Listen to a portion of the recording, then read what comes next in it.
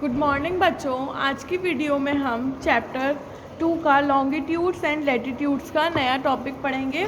What are longitudes.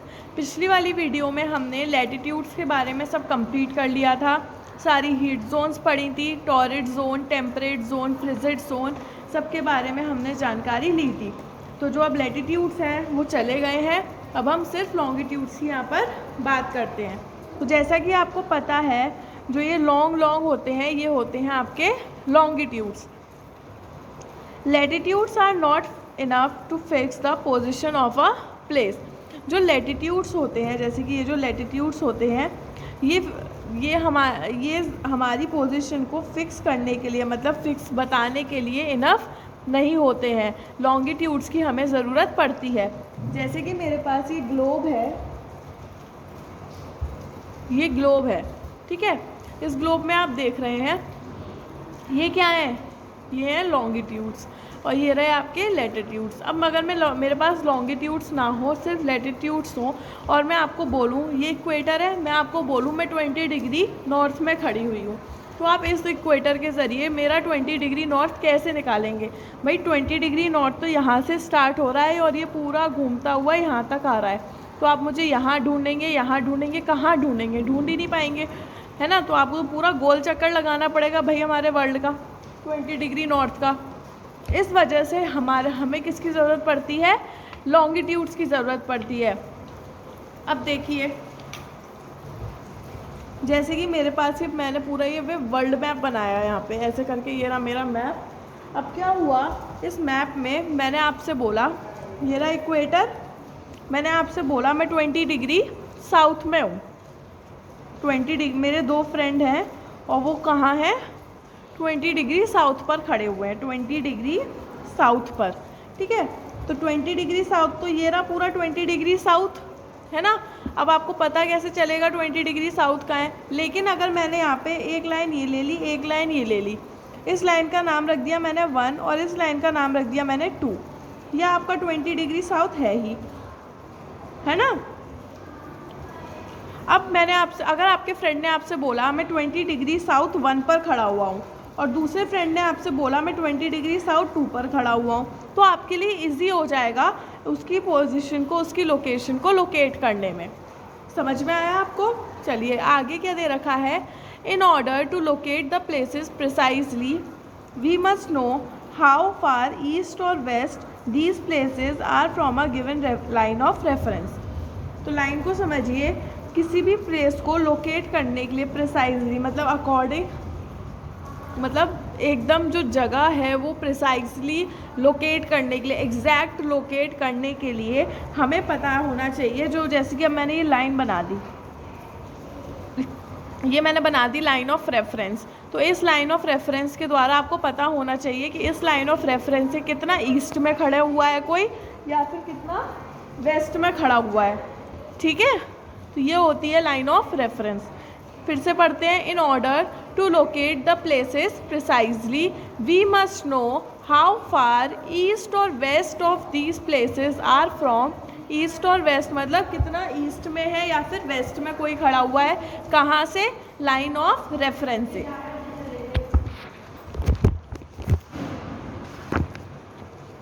अब जैसे कि मैंने आपको दो आइलैंड बताए, एक आइलैंड के बारे में हम बात करते हैं, मॉरिशियस आइलैंड। किस आइलैंड के बारे में, मॉरिशियस आइलैंड के बारे में बात करते हैं। और एक आइलैंड के बारे में बात करते हैं, tonga island.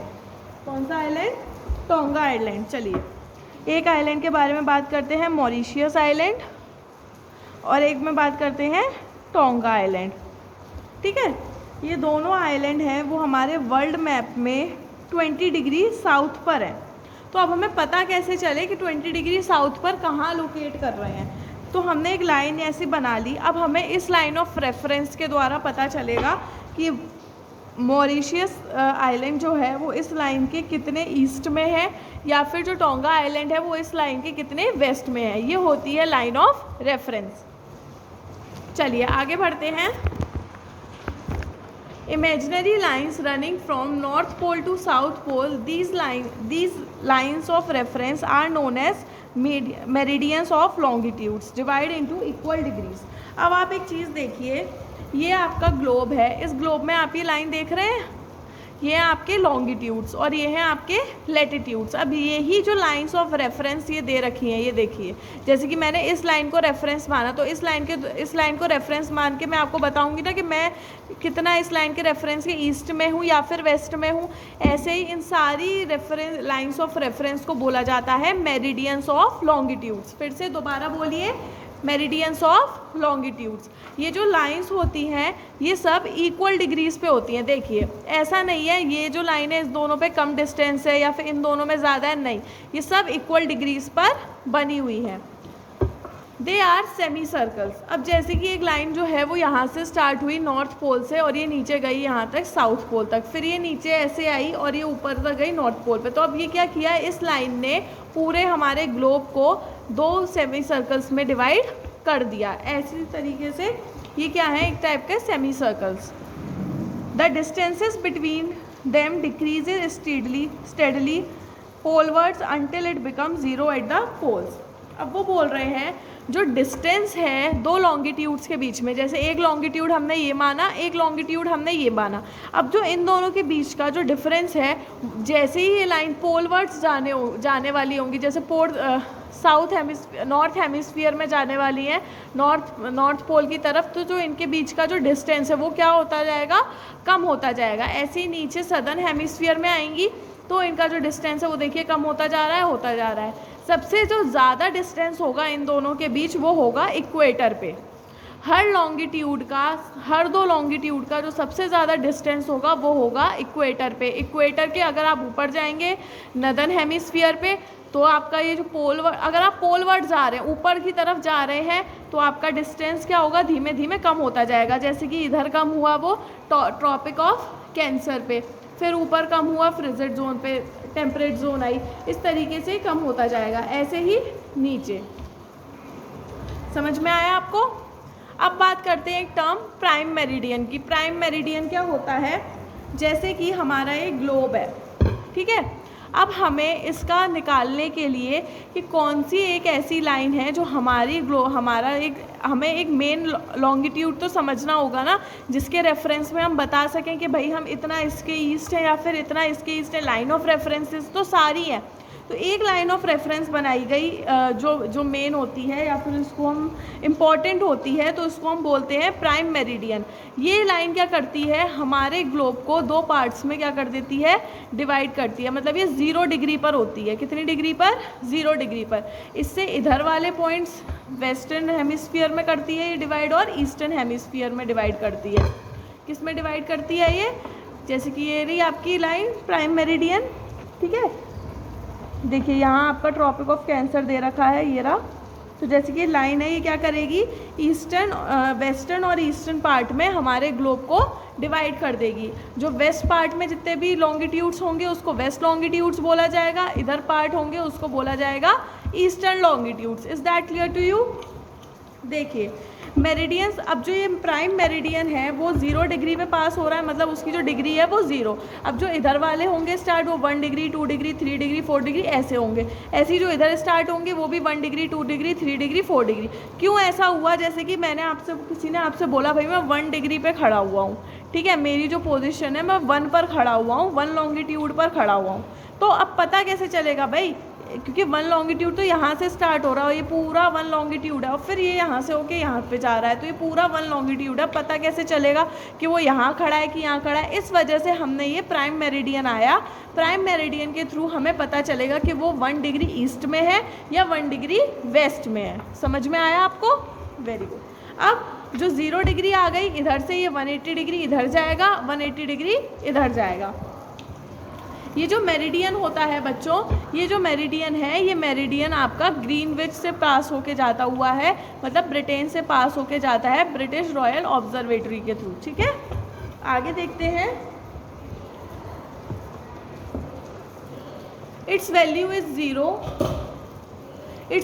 Is 0 degree longitude. इसकी जो वैल्यू होती है प्राइम मेरिडियन की वो एक 0 डिग्री लॉन्गिट्यूड है। And from it we count 180 degree eastward as well as 180 westward. मैंने आपको बताया ही 180 ईस्टवर्ड काउंट करते हैं और 180 वेस्टवर्ड काउंट करते हैं प्राइम मेरिडियन से। ये हेल्पफुल होता है हमें लोकेट करने के लिए प्लेसेस को। जैसे कि मेरे पास ये एक ग्लोब दे रखा है, अब मैंने आपको बोला ये तो आपका इक्वेटर है, मैंने आपको बोला मैं 20 डिग्री नॉर्थ पर खड़ी हुई हूँ और 10 डिग्री वेस्ट पर खड़ी हुई हूँ, ठीक है। तो ये रहा आपका प्राइम मेरिडियन, ये रहा आपका लैटिट्यूड, ये रहा आपका लॉन्गिट्यूड, और ये रहा आपका 10 डिग्री क्या चीज़ ईस्ट, वो सॉरी वेस्ट। तो अब आपको पता चल जाएगा कि मैं 20 डिग्री नॉर्थ और 10 डिग्री वेस्ट पर खड़ी हुई हूँ। तो आपको मुझे लोकेट करने के लिए जो पोजीशन है वो बहुत आराम से आप निकाल सकेंगे। तो प्राइम मेरिडियन ये रहा, इसके इधर के पार्ट को आप बोलते हैं वेस्टर्न हेमिस्फीयर, इधर के पार्ट को आप बोलते हैं ईस्टर्न हेमिस्फीयर।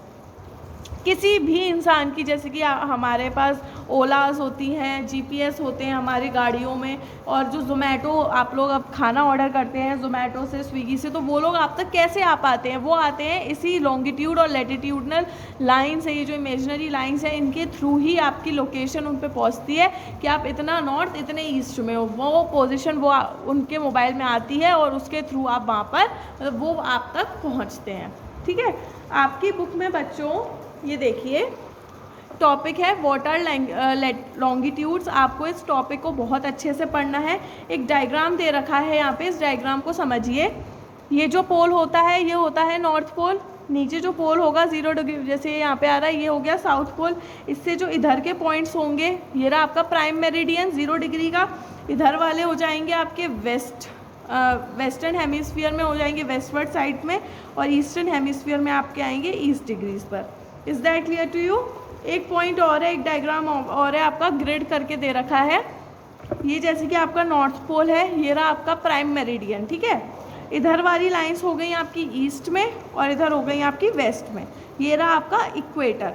ये जो लैटिट्यूड्स हैं ये होगा ये नॉर्थ, ये डिनोट करेंगे नॉर्थ और साउथ को, और जो लॉन्गिट्यूड्स हैं बच्चों वो डिनोट करेंगे आपके किस चीज़ को?